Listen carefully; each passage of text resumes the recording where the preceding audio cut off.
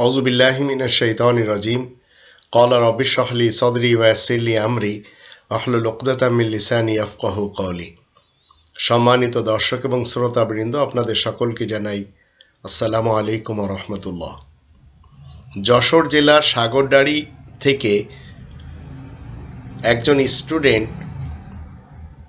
যে মাইকেল মধুসূদন দত্তের ভক্ত 7টি প্রশ্ন করেছেন আর উত্তর জানতে চান কোরআন থেকে। প্রথম প্রশ্ন হলো, 6 জন হিন্দুদের নাম তিনি পাঠিয়েছেন, তার ভিতরে একজন হলেন মাইকেল মধুসূদন দত্ত, দ্বিতীয়জন হলেন রামকৃষ্ণ পরমহংস, তৃতীয়জন হল নেতাজি সুভাষচন্দ্র বসু, পঞ্চম হল রাজা রামমোহন রায়, ষষ্ঠম হল ঈশ্বরচন্দ্র বিদ্যাসাগর এবং সপ্তম ভাই মৌলভী গিরিশচন্দ্র সেন। ইনাদের ব্যাপারে জানতে চেয়েছেন ইনারা কি সত্যি মুসলিম ছিলেন। ইনাদের ইতিহাস যদি আজ আমরা গুগল থেকে একটু দেখে নিই তাহলে দেখতে পাই ইনারা ইসলামকে খুব কাছ থেকেই পছন্দ করেছেন। মাইকেল মধুসূদন দত্তের বাড়ির পাশের লোক আমি। তিনি কাজী লুৎফুর রহমান সাহেবের কাছে শেখপাড়া জামে মসজিদে এসে কোরআন শিখতেন এবং তিনি কাজী লুৎফুর রহমান সাহেবের কাছে ইসলাম কবুল করেছিলেন। রামকৃষ্ণ পরমহংস তিনি ইসলামকে ভালোবেসে ইসলামকে স্টাডি করেছিলেন। আর নেতাজি সুভাষচন্দ্র বসু তিনি আল্লামা উবাইদুল্লাহ সিন্দির তত্ত্বাবধানে নিজের জীবনের একটি বিশেষ সময় তিনি কাটিয়ে দিয়েছেন। রাজা রামমোহন রায়, ঈশ্বরচন্দ্র বিদ্যাসাগর ইনারা সত্যিকার অর্থে ইসলামের অনেক কাছের লোক ছিলেন। আর ভাই মৌলভী গিরিশচন্দ্র সেন ইনি এই কোরআনের প্রথম বাংলা অনুবাদ করেছেন। তিনি নিজেকে করুণাময়ের দাস হিসেবে মানুষের সামনে তুলে ধরতেন। সেই নরসিংদীর পাঁচদনাতে যদি আমরা যাই সেখানে তার বাস্তবিকটা আমরা দেখতে পাই। আমি নিজেও সেখানে গিয়েছি। তো করুণাময় দাস এর অর্থ হলো আব্দুর রহমান। আরবিতে যদি আব্দুর রহমানের বাংলা অর্থ করা হয় তাহলে করুণাময় দাস, এটি আমরা জানতে পারি। তো এই 6 জন নামে তো এরা সব হিন্দু, কিন্তু এনারা কোরআনের সঠিক উসুলের কাছেই ছিলেন।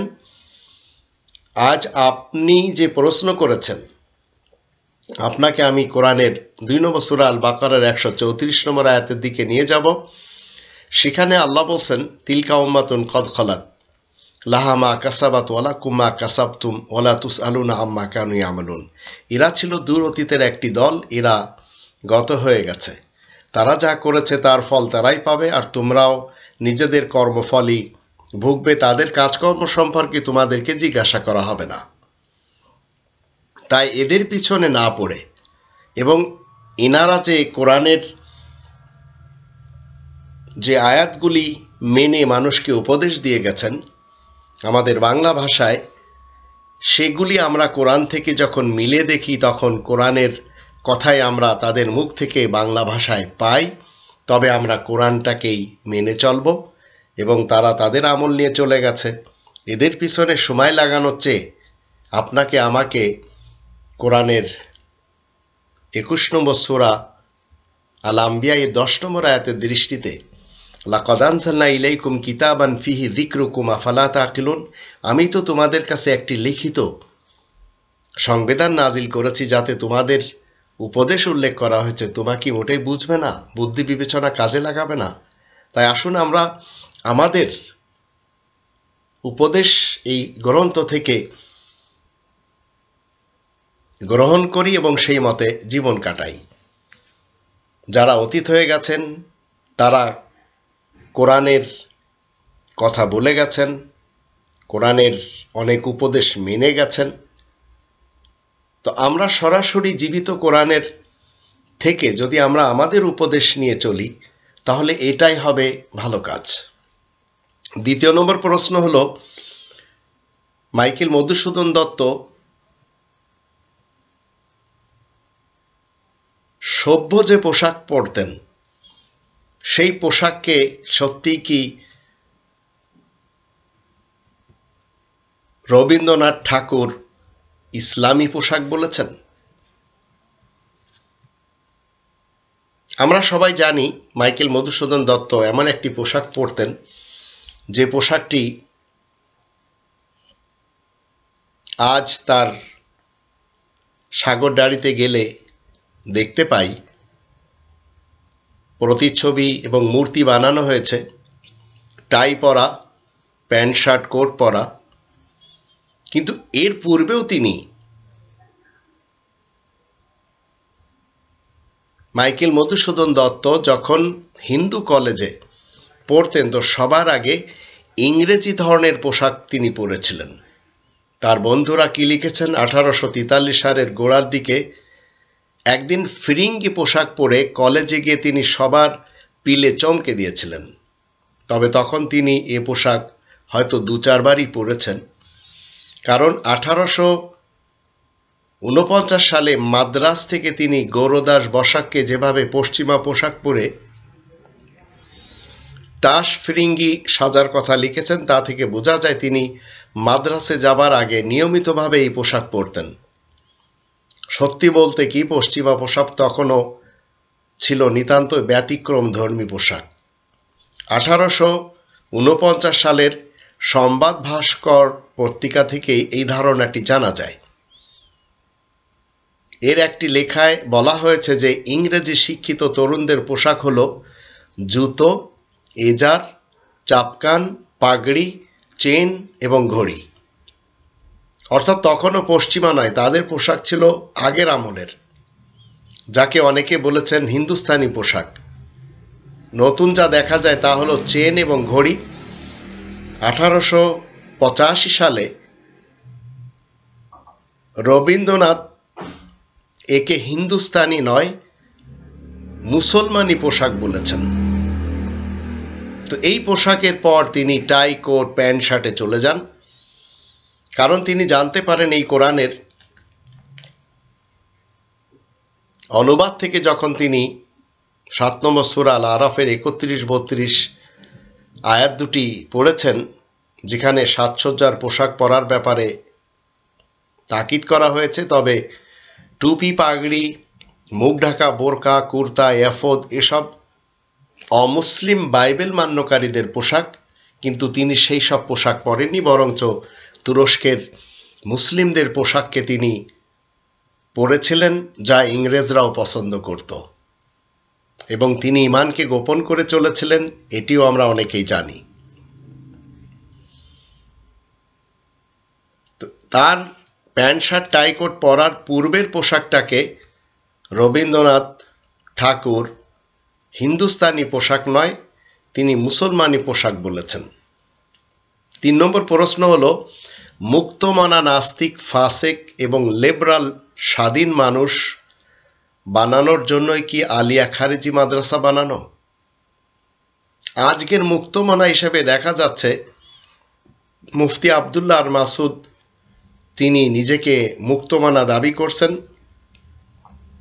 এবং তিনি নাস্তিক। তদ্রূপ ফরিদউদ্দিন মাসুদ গণজাগরণ মঞ্চকে তিনি কিছু সময়ের জন্য হলেও লিড করেছেন, আবার তিনি হিফাজতের লোক, শেখ হাসিনাকে কওমি জননী যারা উপাধি দিয়েছে তাদের ভিতরে একজন। তো এখন যে আলিয়া মাদ্রাসা আর খারিজি মাদ্রাসা, এগুলি মূলত মানুষকে ফাসিক বানানোর জন্য, নাস্তিক বানানোর জন্য, মুক্তমনা বানানোর জন্য, লিবারাল বানানোর জন্যই তৈরি করা হয়েছিল। কোরআনের 5 নম্বর সূরা আল মাইদার 44, 45 এবং 47 এই তিনটি আয়াত যদি আমরা দেখি তাহলে এই তিনটি আয়াতে বলা হচ্ছে, এই আয়াতের শেষে বলা হচ্ছে ওমাল্লাম ইয়াহকুম বিমা আনজালাল্লাহ ফাউলাইকা হুমুল কাফিরুন যালিমুন ফাসিকুন।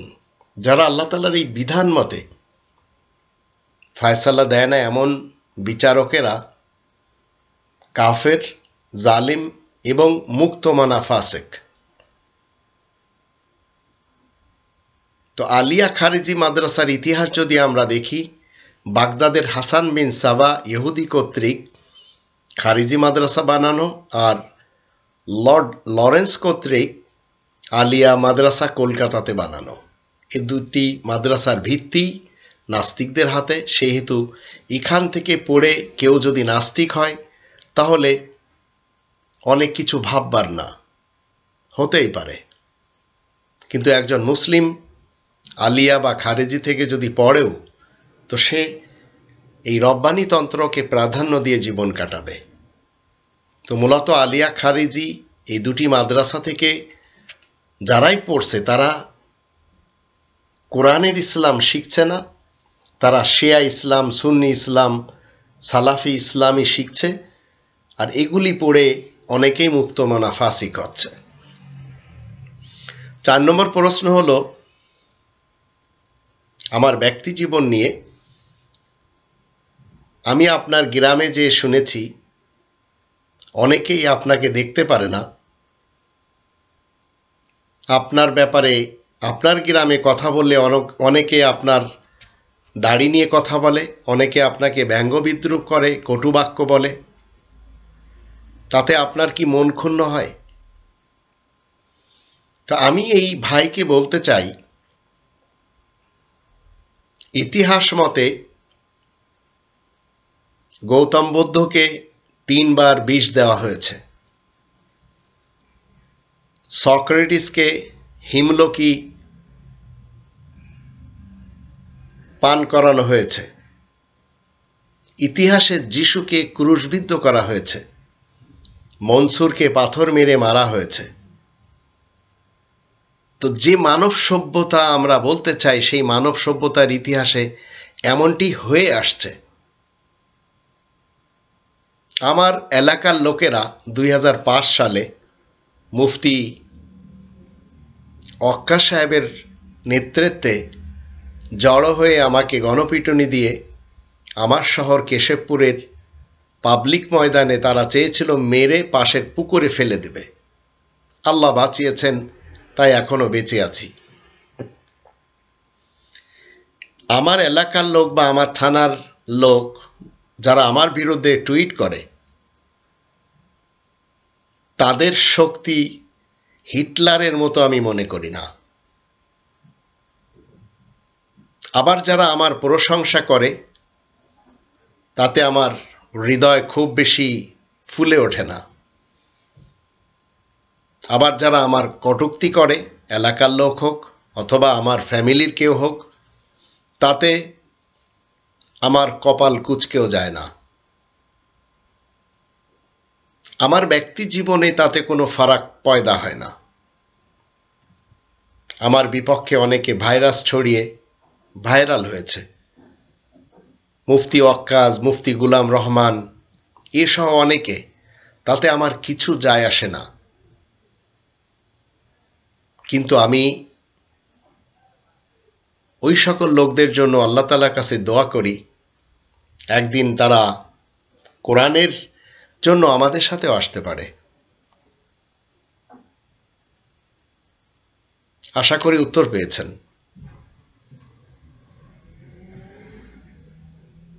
5 নম্বর প্রশ্ন হলো সত্যিকার মুক্তিযোদ্ধাদের সত্য ইতিহাস নিয়ে সত্য সংবিধান কি বলে? সত্যিকার মুক্তিযোদ্ধা তারাই যারা পরকালে মুক্তি লাভ করবে। সত্য ইতিহাস আল কোরআন এবং সত্য সংবিধান আল কোরআন। 16 নম্বর সূরা নাহলে 90 নম্বর আয়াতে বলা হচ্ছে, ইন্নাল্লাহা ইয়া'মুরু বিল আদলি ওয়াল ইহসান। নিশ্চয় আল্লাহ কল্যাণময় জীবন ব্যবস্থা কায়েম করতে এবং ন্যায় বিচার কায়েম করতে আদেশ দিচ্ছেন। মানুষের অকল্যাণের জন্য তাদের কুকাজগুলি সবসময় দায়ী। সুকাজে সুফল আর কুকাজে কুফল ডেকে আনে। কল্যাণ এবং মহাকল্যাণগুলি আসে একমাত্র আল্লাহ তাআলার পক্ষ হতে, আর যত অকল্যাণ তা আমাদের নিজেদের পক্ষ থেকে আসে। এটি 4 নম্বর সূরা আন-নিসা এর 79 আয়াতে আল্লাহ বলে দিয়েছেন। আর 5 নম্বর সূরা আল মাইদার 90-91 আয়াত দুটি পড়লে আমরা জানতে পারি সত্যিকার মুক্তিযোদ্ধা তারাই যারা তাস খেলবে না, লুডো এবং ক্রেম খেলবে না, জুয়া খেলবে না, মদ এবং দারু পান করবে না, নেশাকর বস্তু ব্যবহার করবে না, অন্যায়ের কাজ করবে না, এবং শয়তান মানুষরা যে অবৈধ পন্থায় মাল কামাতে চায় এই সব পন্থায় এরা যাবে না। তাহলে সত্যিকার মুক্তিযোদ্ধা এরাই।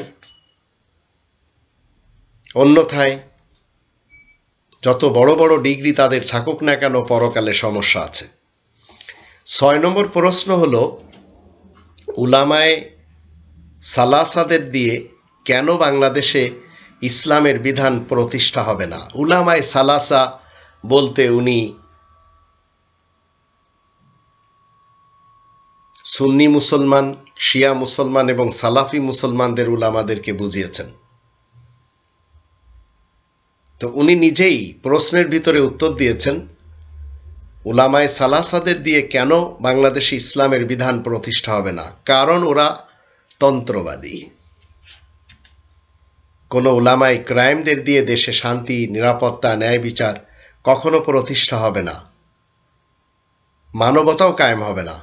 কারণ এদের ইতিহাসে আমরা দেখতে পাই অনেক ক্ষেত্রে এরা ধরা খায় বলাৎকার করতে, যে অনেক ক্ষেত্রে ধরা খায় ছোট ছোট মেয়েদের সাথে ধর্ষণ করতে, যে আবার অনেক ক্ষেত্রে আমরা দেখতে পাই এদের কারণেই দেশের মানুষ, নন মুসলিম যারা রয়েছে তারা সহ এবং নাস্তিক যারা রয়েছে, ইসলামকে মনে করে একটি খয়রাতের ধর্ম।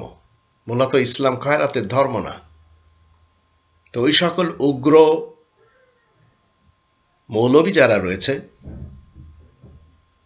এদের কাছে হরেক রকমের টুপি, জুব্বা, তাসবি, পাগড়ি, জায়নামাজ, আবার হরেক রকমের ফিরকা, পার্টি, মাযহাব, মাসলাক রয়েছে এবং হরেক রকমের আসলাফ আর আকাবিরদের লেখা মানবরচিত গ্রন্থের মাসলা মাসাইল রয়েছে। তাই এরা আল্লাহ তাআলার আইনের সাথে শরিক করে, অথচ আল্লাহ তাআলার হুকুমের সাথে শরিক চলে না, যা এই কোরআনের 18 নম্বর সূরা আল কাহফের 26 নম্বর আয়াতে বলা হয়েছে, ওয়ালা ইউশরিকু ফি হুকমিহি আহাদা। আর 7 নম্বর এবং সর্বশেষ প্রশ্ন করেছেন, এরশাদ, খালেদা এবং হাসিনা এই 3 জনের যারা মেনে চলে এমন মৌলবীদের অভাব আমাদের দেশে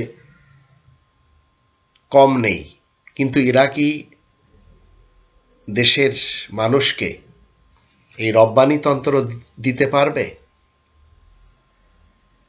এই প্রশ্নের উত্তরে আমরা যদি 28 নম্বর সূরা আল কসাসের 85 নম্বর আয়াত দেখি, সেখানে আল্লাহ বলেন, ইন্নাল্লাযী ফারাদা আলাইকাল কোরআন, নিশ্চয় সেই সত্তা তোমার উপরে কোরআনকে ফরজ করেছেন। কিন্তু এই 3 শ্রেণীর মৌলবী হুজুর যারা রয়েছে, যারা জাতীয় পার্টি করে, বিএনপি করে, আওয়ামী লীগ করে, এই মৌলবীরাও জানে হাসান বিন সাবা ইহুদি কর্তৃক বাগদাদে কওমি মাদ্রাসা বানানো হয়েছিল এবং লর্ড লরেন্স কর্তৃক খ্রিস্টান কলকাতার আলিয়া মাদ্রাসা বানিয়েছিলেন, এবং এই দুটি শিক্ষাঙ্গন ধর্মের নামে তারা কোরআনের বিপক্ষে এই দুটি মাদ্রাসা বানিয়েছেন, যা আমাদের দেশে এই মুহূর্তে রয়েছে 1 লক্ষের অধিক। 80,000-এর মতো তো কওমি বা খারিজি মাদ্রাসা, আর 20,000-এর বা তার থেকে কিছু বেশি বা কম আলিয়া মাদ্রাসা। আর এই দুইটি জায়গা থেকে জাতির সন্তানদেরকে কোরআনের বিপক্ষে দাঁড় করানো হচ্ছে। এখান থেকে পড়ে মৌলবীরা কেউ খালেদার পার্টিতে যাচ্ছে, হাসিনার পার্টিতে যাচ্ছে, এরশাদের পার্টিতে যাচ্ছে, আর ওই সকল মৌলবীরা এদের তন্ত্র মন্ত্র ইজমকে মেনে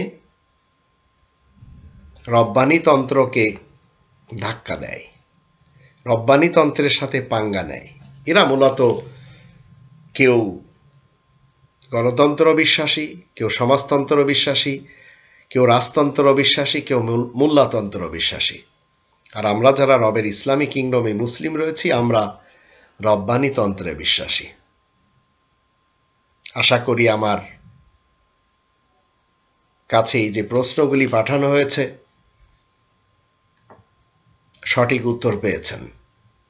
ওমা আলাইনা ইল্লাল বালাগুল মুবিন।